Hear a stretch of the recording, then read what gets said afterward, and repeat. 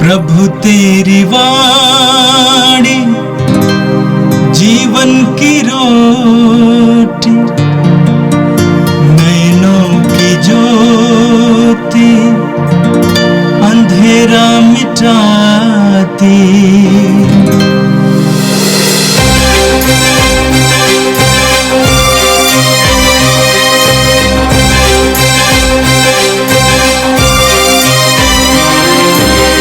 प्रभु तेरी वाणी जीवन की रोटी, नैनों की ज्योति अंधेरा मिटाती। प्रभु तेरी वाणी जीवन की रोटी, नैनों की ज्योति अंधेरा मिटाती।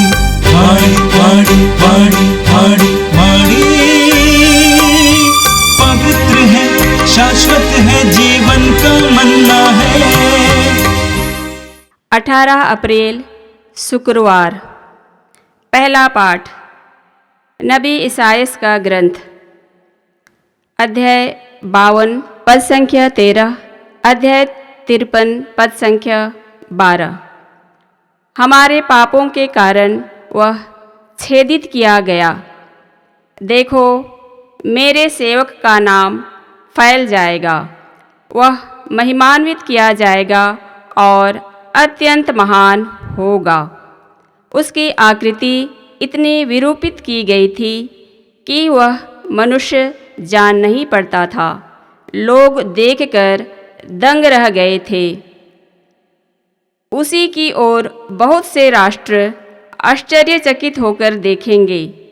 उसकी आकृति इतनी विरूपित की गई थी कि वह मनुष्य जान नहीं पड़ता था। लोग देखकर दंग रह गए थे। उसकी ओर बहुत से राष्ट्र आश्चर्यचकित होकर देखेंगे और उसी के सामने राजा मौन रहेंगे, क्योंकि उनके सामने एक अपूर्व दृश्य आ जाएगा और जो बात कभी सुनने में नहीं आई वे उसे अपनी आँखों से देखेंगे। कौन हमारे संदेश पर विश्वास करेगा? प्रभु का सामर्थ्य किस पर प्रकट हुआ है? वह हमारे सामने एक छोटे से पौधे की तरह, सूखी भूमि की जड़ की तरह बढ़ गया। हमने उसे देखा था, उसमें ना तो सुंदरता थी, ना तेज और ना कोई आकर्षण ही था। वह मनुष्यों द्वारा निंदित और तिरस्कृत था, शोक का मारा और अत्यंत दुखी था। लोग जिन्हें देखकर मुंह फेर लेते थे, उन्हीं की तरह वह तिरस्कृत और तुच्छ समझा जाता था। परंतु वह हमारे ही रोगों को अपने ऊपर लेता था और हमारे ही दुखों से लदा हुआ था, और हम उसे दंडित, ईश्वर का मारा हुआ और तिरस्कृत समझते थे। हमारे पापों के कारण वह छेदित किया गया। हमारे कुकर्मों के कारण वह कुचल दिया गया है। जो दंड वह भोगता था, उसके द्वारा हमें शांति मिली है, और उसके घावों द्वारा हम भले चंगे हो गए हैं। हम सब अपना अपना रास्ता लेकर भेड़ों की तरह भटक रहे थे। उसी पर प्रभु ने हम सबों के पापों का भार डाल दिया। वह अपने पर किया हुआ अत्याचार धैर्य से सहता गया और चुप रहा।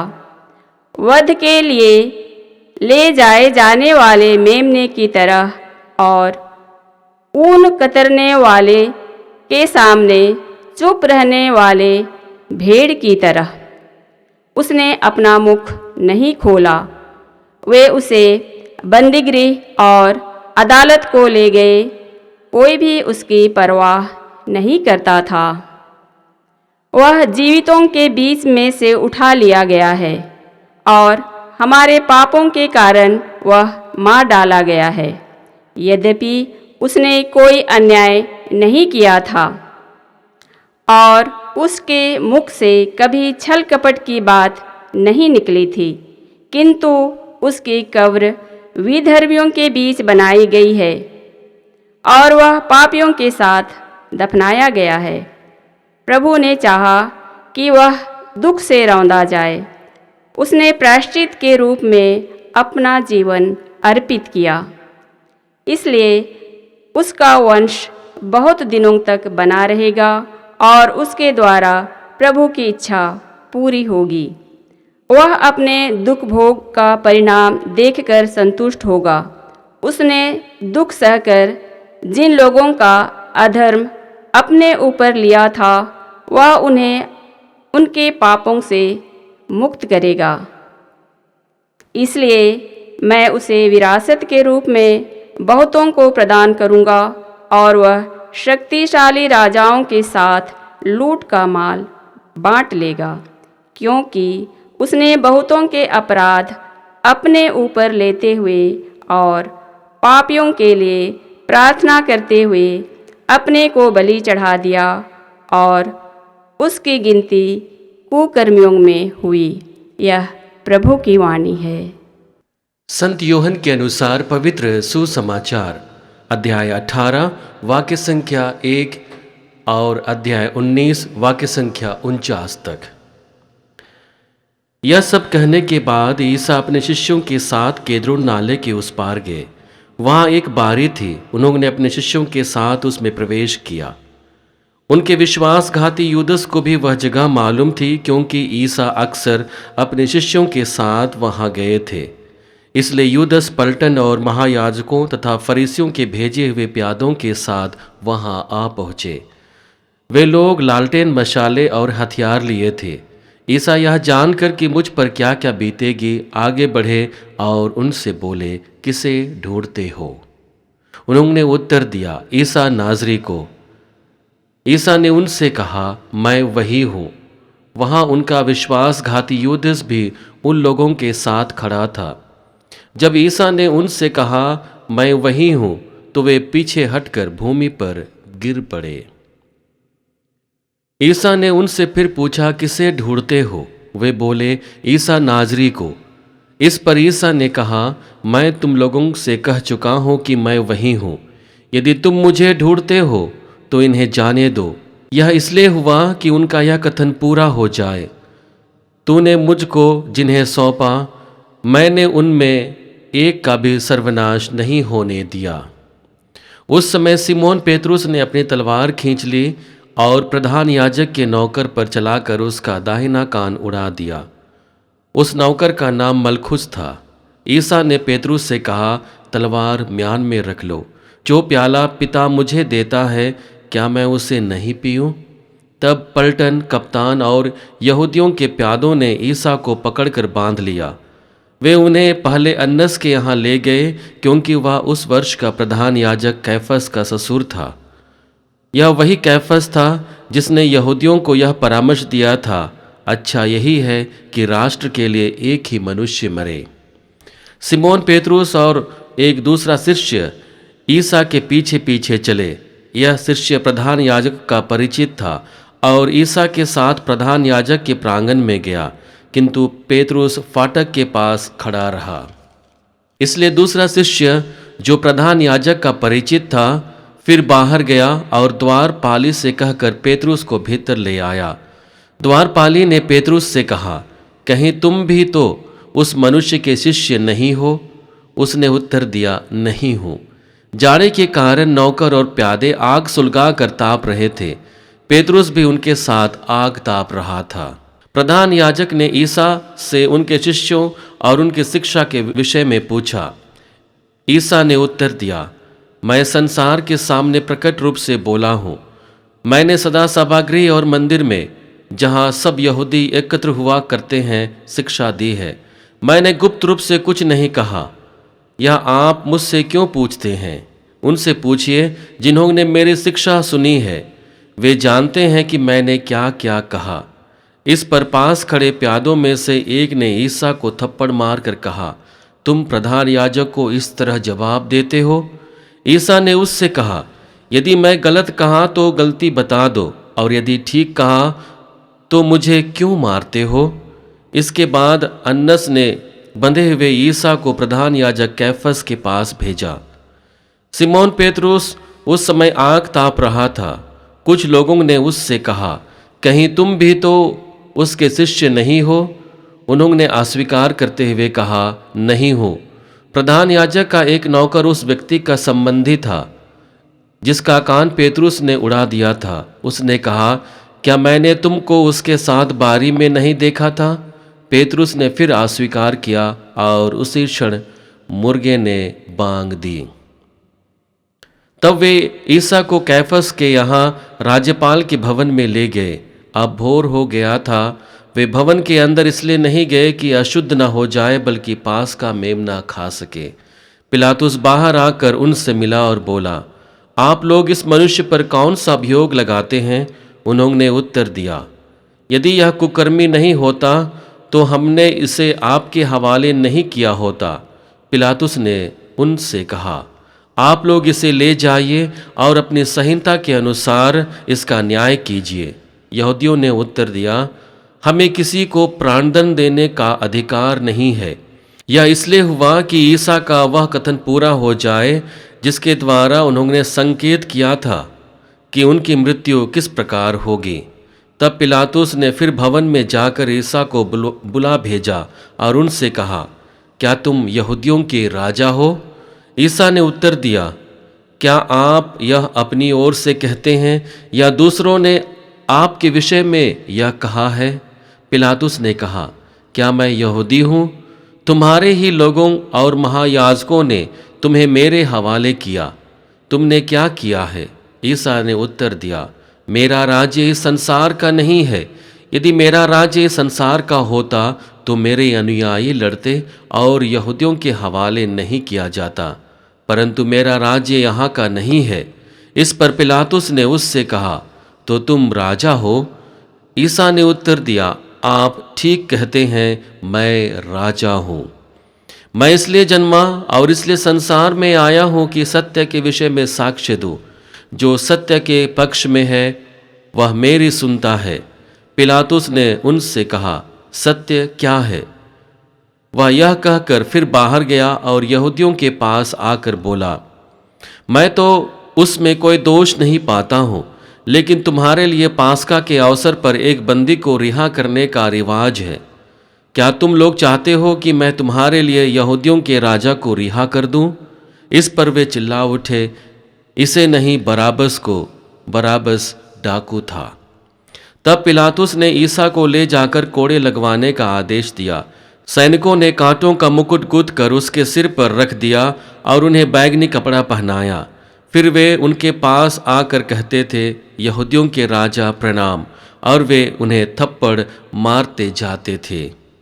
पिलातुस ने फिर बाहर जाकर लोगों से कहा, देखो, मैं उससे तुम लोगों के सामने ले आता हूँ जिससे तुम यह जान लो कि उसमें कोई दोष नहीं पाता। तब ईसा कांटों का मुकुट और बैगनी कपड़ा पहने बाहर आए। पिलातुस ने लोगों से कहा, यही है वह मनुष्य। महायाजक और प्यादे उन्हें देखते ही चिल्ला उठे, इसे क्रूस दीजिए, इसे क्रूस दीजिए। पिलातुस ने उससे कहा, इसे तुम ही ले जाओ और क्रूस पर चढ़ाओ, मैं तो इसमें कोई दोष नहीं पाता। यहूदियों ने उत्तर दिया, हमारी एक संहिता है और उस संहिता के अनुसार यह प्राणदंड के योग्य है, क्योंकि इसने ईश्वर का पुत्र होने का दावा किया है। पिलातुस यह सुनकर और भी डर गया। उसने फिर भवन के अंदर जाकर ईसा से पूछा, तुम कहाँ के हो? किंतु ईसा ने उसे उत्तर नहीं दिया। इस पर पिलातुस ने उनसे कहा, तुम मुझसे क्यों नहीं बोलते? क्या तुम यह नहीं जानते कि मुझे तुमको रिहा करने का भी अधिकार है और तुमको क्रूस पर चढ़वाने का भी? ईसा ने उत्तर दिया, यदि आपको ऊपर से अधिकार ना दिया गया होता तो आपका मुझ पर कोई अधिकार नहीं होता। इसलिए जिसने मुझे आपके हवाले किया वह अधिक दोषी है। इसके बाद पिलातुस ईसा को मुक्त कराने का उपाय ढूंढता रहा, परंतु यहूदी यह कहते हुए चिल्लाते रहे, यदि आप इसे रिहा करते हैं तो आप कैसर के हितैषी नहीं हैं। जो अपने को राजा कहता है वह कैसर का विरोध करता है। यह सुनकर पिलातुस ने ईसा को बाहर ले आने का आदेश दिया। वह अपने न्यायासन पर उस जगह जो लिथोस्त्रोतोस और इब्रानी में गब्बथा कहलाती है बैठ गया। पास्का की तैयारी का दिन था, लगभग दोपहर का समय था। पिलातुस ने यहूदियों से कहा, यही है तुम्हारा राजा। इस पर वे चिल्ला उठे, ले जाइए, ले जाइए, इसे क्रूस दीजिए। पिलातुस ने उनसे कहा, क्या मैं तुम्हारे राजा को क्रूस पर चढ़वा दूं? महायाजकों ने उत्तर दिया, कैसर के सिवा हमारा कोई राजा नहीं। तब पिलातुस ने ईसा को क्रूस पर चढ़ाने के लिए उनके हवाले कर दिया। वे ईसा को ले गए और वह अपना क्रूस ढोते हुए खोपड़ी की जगह नामक स्थान गए। इब्रानी में उसका नाम गोलगोथा था। वहां उन्होंने ईसा को उनके साथ और 2 व्यक्तियों को क्रूस पर चढ़ाया, एक को इस ओर, दूसरे को उस ओर और बीच में ईसा को। पिलातुस ने एक दोष पत्र भी लिखवा कर क्रूस पर लगवा दिया। वह इस प्रकार था, ईसा नाजरी यहूदियों का राजा। बहुत से यहूदियों ने यह दोष पत्र पढ़ा, क्योंकि वह स्थान जहां ईसा क्रूस पर चढ़ाए गए थे शहर के पास ही था और दोष पत्र इब्रानी, लातीनी और यूनानी भाषा में लिखा हुआ था। इसलिए यहूदियों के महायाजकों ने पिलातुस से कहा, आप यह नहीं लिखिए यहूदियों का राजा, बल्कि इसने कहा कि मैं यहूदियों का राजा हूँ। पिलातुस ने उत्तर दिया, मैंने जो लिख दिया सो लिख दिया। ईसा को क्रूस पर चढ़ाने के बाद सैनिकों ने उनके कपड़े ले लिए और कुर्ते के सिवा उन कपड़ों को 4 भाग कर दिए, हर सैनिक के लिए एक एक भाग। उस कुर्ते में सीवन नहीं था, वह ऊपर से नीचे तक पूरा का पूरा बुना हुआ था। उन्होंने आपस में कहा, हम इसे नहीं फाड़े, चिट्ठी डालकर देख ले कि यह किसे मिलता है। यह इसलिए हुआ कि धर्म ग्रंथ का यह कथन पूरा हो जाए, उन्होंने मेरे कपड़े आपस में बांट लिए और मेरे वस्त्र पर चिट्ठी डाली। सैनिकों ने ऐसा ही किया। ईसा की माता, उसकी बहन, क्लोपस की पत्नी मरियम और मरियम मगदलेना उनके क्रूस के पास खड़ी थी। ईसा ने अपनी माता को और उनके पास अपने उस शिष्य को जिसे वह प्यार करते थे देखा। उन्होंने अपनी माता से कहा, भद्रे, यह आपका पुत्र है। इसके बाद उन्होंने उस शिष्य से कहा, यह तुम्हारी माता है। उस समय से उस शिष्य ने उसे अपने यहाँ आश्रय दिया। तब ईसा ने यह जानकर कि अब सब कुछ पूरा हो चुका है, धर्म ग्रंथ का लेख पूरा करने के उद्देश्य से कहा, मैं प्यासा हूँ। वहाँ खट्टी अंगूरी से भरा एक पात्र रखा हुआ था। लोगों ने उसमें एक पनसोख्ता डुबाया और उसे जूफे की डंडी पर रखकर ईसा के मुख से लगा दिया। ईसा ने खट्टी अंगूरी चख कर कहा, सब पूरा हो चुका है, और सिर झुकाकर प्राण त्याग दिए। वह तैयारी का दिन था। यहूदी यह नहीं चाहते थे कि शव विश्राम के दिन क्रूस पर रह जाए, क्योंकि उस विश्राम के दिन बड़ा त्यौहार था। उन्होंने पिलातुस से निवेदन किया कि उनकी टांग तोड़ दी जाए और शव हटा दिए जाएं। इसलिए सैनिकों ने आकर ईसा के साथ क्रूस पर चढ़ाए हुए पहले व्यक्ति की टांग तोड़ दी, फिर दूसरे की। जब उन्होंने ईसा के पास आकर देखा कि वह मर चुके हैं, तो उन्होंने उनकी टांगें नहीं तोड़ी, लेकिन एक सैनिक ने उनकी बगल में भाला मारा और उसमें से तुरंत रक्त और जल बह निकला। जिसने यह देखा वही इसका साक्ष्य देता है और उसका साक्ष्य सच्चा है। वह जानता है कि वह सच बोलता है, जिससे आप लोग भी विश्वास करें। यह इसलिए हुआ कि धर्म ग्रंथ का यह कथन पूरा हो जाए, उसकी एक भी हड्डियां नहीं तोड़ी जाएगी। फिर धर्म ग्रंथ का एक दूसरा कथन इस प्रकार है, उन्होंने जिसे छेदा वे उसी की ओर देखेंगे। इसके बाद अरिमथिया के यूसुफ ने, जो यहूदियों के भय के कारण ईसा का गुप्त शिष्य था, पिलातुस से ईसा का शव ले जाने की अनुमति मांगी। पिलातुस ने अनुमति दे दी, इसलिए यूसुफ आकर ईसा का शव ले गया। निकोदिमुस भी पहुंचा, जो पहले रात को ईसा से मिलने आया था। वह लगभग 50 सेर का गंधरस और अगरू का सम्मिश्रण लाया। उन्होंने ईसा का शव ले लिया और यहूदियों की दफन की प्रथा के अनुसार उसे सुगंधित द्रव्यों के साथ छालटी की पट्टियों में लपेटा। जहाँ ईसा क्रूस पर चढ़ाए गए थे वहाँ एक बारी थी और उस बारी में एक नई कब्र जिसमें अब तक कोई नहीं रखा गया था। उन्होंने ईसा को वहीं रख दिया क्योंकि वह यहूदियों के लिए तैयारी का दिन था और वह कब्र निकट ही थी। यह प्रभु का पवित्र सुसमाचार है। क्रिस्त प्रभु की जय। यीशु में मेरे प्रिय भाई और बहनों, आज पुण्य शुक्रवार है और पुण्य शुक्रवार को हम लोग प्रभु के महानतम बलिदान पर मनन चिंतन करते हैं, जिसे उसने क्रूस पर हमारे मुक्ति विधान के लिए प्रकट किया। यह वही दिन था जब यीशु अपने शरीर और रक्त को पूरे मानव जाति के मुक्ति के लिए अपने पिता को समर्पित करता है। आज का पहला पाठ नबी ईसायास के ग्रंथ से लिया गया है, जहाँ पर नबी ईसायास एक दुखी सेवक के गीत के रूप में भावी मसीह के दुख भोग की भविष्यवाणी करता है। नबी ईसायास जिस दुखी सेवक के गीत के द्वारा एक मसीह के दुखदाई वृतांत की भविष्यवाणी करता है, उसी को आज हमने सुसमाचार में पढ़ा, जहाँ पर मसीह एक सेवक की भांति अपने शरीर और रक्त को अपने पिता को समर्पित करता है पूरे मानव जाति के कल्याण के लिए, पूरे मानव जाति को मुक्तिदायी योजना से जोड़ने के लिए वह अपना सर्वस्व अपने पिता को समर्पित करता है। यदि आज के दोनों पाठ को हम गौर से देखेंगे तो हमारे लिए मनन चिंतन करने के लिए 3 महत्वपूर्ण बिंदु प्राप्त होती है। पहली बिंदु है, हमारा उद्धार किसी सस्ते अनुग्रह से नहीं बल्कि एक महंगे बलिदान से संभव हुआ है, और वह बलिदान सर्वोत्तम है जिसे हमारे गुरुवर यीशु ने अपने शरीर और रक्त के द्वारा दिया।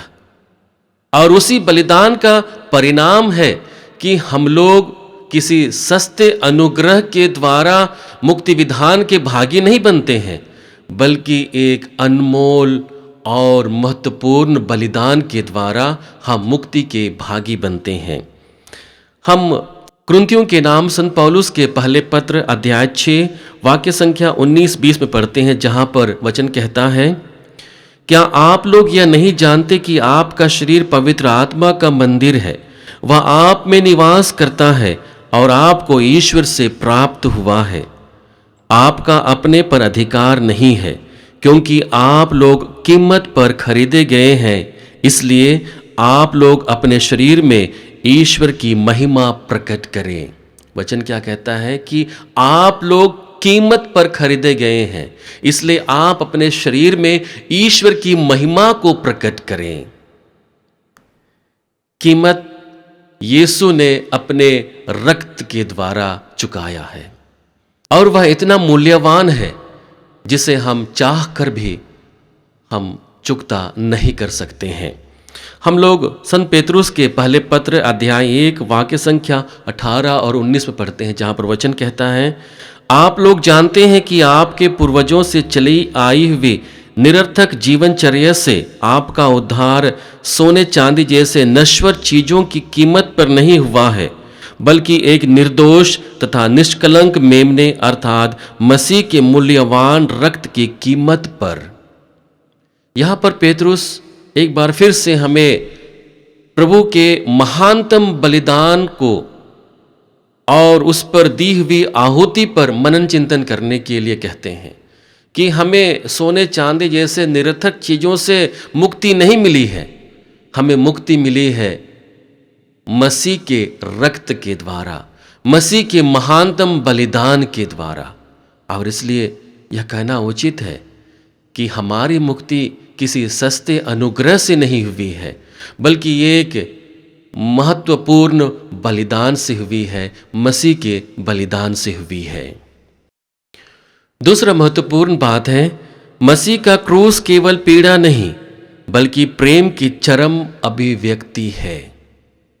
बहुत बार हम लोग मसीह के दुख और उनके द्वारा जो भी यातनाएं सही है उसी पर ही हम लोग ठिठक जाते हैं, रुक जाते हैं। लेकिन एक महत्वपूर्ण कार्य यहाँ पर यीशु हमारे जीवन में प्रकट करता है। वह अपने अकथनीय प्रेम को हमारे सामने रखता है। एक ऐसा प्रेम जहाँ पर वह अपना सर्वस्व हमारे लिए समर्पित कर देता है। हमारे लिए प्रेम को मूल रूप से प्रकट करता है अपने बलिदान के द्वारा। हम यूहन्ना के सुसमाचार अध्याय 15 वाक्य संख्या 13 में पढ़ते हैं, जहाँ पर वचन कहता है, इससे बड़ा प्रेम किसी का नहीं कि कोई अपने मित्रों के लिए अपने प्राण अर्पित कर दे। यदि तुम लोग मेरी आज्ञाओं का पालन करते हो तो तुम मेरे मित्र हो। एक मित्र होने के नाते दूसरे मित्र के लिए अगर सर्वोत्तम बलिदान यदि कोई कर सकता है तो वह है अपने प्राण को त्याग कर देना उस मित्र के लिए। यीशु ने हमें मित्र कहा और मित्र कहने के नाते अपने सर्वोत्तम प्रेम को वह अपने जीवन के द्वारा प्रकट करते हैं, क्रूस पर मृत्यु के द्वारा उसे प्रकट करते हैं। तो हम न केवल प्रभु के दुख भोग की हम मनन चिंतन करते हैं, बल्कि प्रभु के अकथनीय प्रेम पर भी मनन चिंतन करते हैं, उसे अपने भावी जीवन में, उसे अपने व्यक्तिगत जीवन में अनुभव करने की कोशिश करते हैं। तो यह पवित्र समय, यह पुण्य शुक्रवार हमारे लिए एक अवसर देता है यीशु के अकथनीय प्रेम को अपने जीवन में, अपने पारिवारिक जीवन में, अपने सामुदायिक जीवन में महसूस करने के लिए और उसी प्रेम के लिए अपने आप को समर्पित करने की योजना बनाने के लिए। हम रोमियो के नाम संत पौलुस के पत्र अध्याय 5 वाक्य संख्या 8 में पढ़ते हैं, जहां पर वचन कहता है, किंतु हम पापी ही थे जब मसीह हमारे लिए मर गए थे। इसने ईश्वर से हमारे प्रति अपने प्रेम का प्रमाण दिया। हमारा स्वभाव पापमय ही था जब ईसा की मृत्यु होती है और प्रेम का सर्वोत्तम प्रमाण अपने पिता के सामने वह अपने प्राण के द्वारा रखता है। तो इसका तात्पर्य क्या है कि मसीह का दुख भोग, मसीह की क्रूस पर यातना उसके प्रेम को हमारे जीवन में प्रकट करता है। तीसरी महत्वपूर्ण बात है, प्रभु का दुख भोग जीवन में परिवर्तन लाने का आमंत्रण देता है। यहां पर हम अपने पापों को न केवल स्वीकार करते हैं बल्कि पश्चाताप करते हैं और पश्चाताप करते हुए एक नए जीवन की हम कामना करते हैं, एक नए जीवन की ओर, अपने लक्ष्य की ओर आगे बढ़ते हैं। हम कुरिन्थियों के नाम संत पौलुस के दूसरे पत्र अध्याय 5 वाक्य संख्या 15 में पढ़ते हैं, जहां पर वचन कहता है, मसीह सबके लिए मरे, जिससे जो जीवित हैं वे अब से अपने लिए नहीं बल्कि उनके लिए जीवन बिताएं जो उनके लिए मर गए और जी उठे। मसीह हमारे लिए मरे, हमारे मुक्ति योजना के लिए, हमें पाप से मुक्त करने के लिए। और इसलिए जिस जीवन को आज हम वर्तमान में जी रहे हैं, हमें चाहिए कि हम उसे मसीह को समर्पित करते हुए जिएं, क्योंकि उसने हमारे लिए, हमारे पापों के खातिर, हमारे बुरे विचारों के खातिर अपने प्राण को क्रूस पर समर्पित कर दिया। और इसलिए क्रूस एक पुकार है। किसके लिए पुकार है? आत्म परीक्षण करने के लिए, पश्चाताप करने के लिए और परिवर्तन को अपने जीवन में लागू करने के लिए। जब भी हम क्रूस को देखते हैं, क्रूसित यीशु को देखते हैं, तो वह हमारे लिए पुकार है, अपने लिए आत्म परीक्षण करने के लिए, अपने लिए पश्चाताप करने के लिए और अपने जीवन को बदलने के लिए। हम प्रेरित चरित्र अध्याय 3 वाक्य संख्या 19 में पढ़ते हैं, जहां पर वचन कहता है, आप लोग पश्चाताप करें और ईश्वर के पास लौट आएं। पश्चाताप के साथ हमें ईश्वर की ओर आगे आना है और वही प्रक्रिया हमें लगातार अपने जीवन में करते जाना है। यीशु में मेरे प्रिय भाई और बहनों, पुण्य शुक्रवार हमारे लिए यह स्मरण दिलाता है कि ईश्वर मुझे प्यार करता है और उसी प्यार को ईश्वर ने अपने पुत्र के द्वारा मेरे जीवन में प्रकट किया है। आज हमें चाहिए कि ईश्वर के उसी प्यार को हम अपने जीवन में महसूस करें, प्रभु यीशु के उसी प्यार को अपने जीवन में अंगीकृत करें जिस प्यार को उसने क्रूस पर दिया और जिस वाणी को उसने कहा एक दूसरे से प्रेम करने के लिए, एक दूसरे का सम्मान करने के लिए, एक दूसरे की सेवा करने के लिए। आइए हम प्रार्थना करें कि जिस प्रकार हम प्रभु के महानतम बलिदान क्रूसित यीशु के जीवन पर मनन चिंतन कर रहे हैं, हमें बल मिले कि प्रभु के कहे हुए हर एक वचन को हम अपने जीवन में साकार कर सकें। हे सर्वशक्तिमान पिता परमेश्वर, धन्यवाद पिता तेरे अकथनीय प्रेम के लिए जिसे तूने अपने एकलौते पुत्र के द्वारा पूरे मानव जाति के सामने प्रकट किया। प्रभु यीशु ने हमारे लिए अपने रक्त को बहाकर मुक्ति विधान की एक नई योजना बनाई। पिता तुझसे जुड़ने का एक माध्यम बना। हम धन्यवाद देते हैं और जैसे इस पुण्य सप्ताह में तेरे पुत्र के दुख भोग पर हम मनन चिंतन कर रहे हैं, हमें बल दे पिता कि हम लगातार तेरे पुत्र के वचनों पर चलते हुए तुझसे संयुक्त होकर एक ऐसे और पवित्र जीवन को जी सके जो लोगों को आगे बढ़ाता है, जो पवित्रता में आगे बढ़ने में हमें मदद करता है, ताकि एक दिन हम सभी प्रत्यक्ष दर्शन करते हुए तेरी स्तुति और महिमा युगान युग तक करते रहें। हम ये प्रार्थना करते हैं हमारे प्रभु ख्रिस्त के द्वारा, आमीन। प्रभु तेरी वाणी जीवन की रोटी, नैनों की ज्योति अंधेरा मिटाती। वाणी वाणी वाणी वाणी वाणी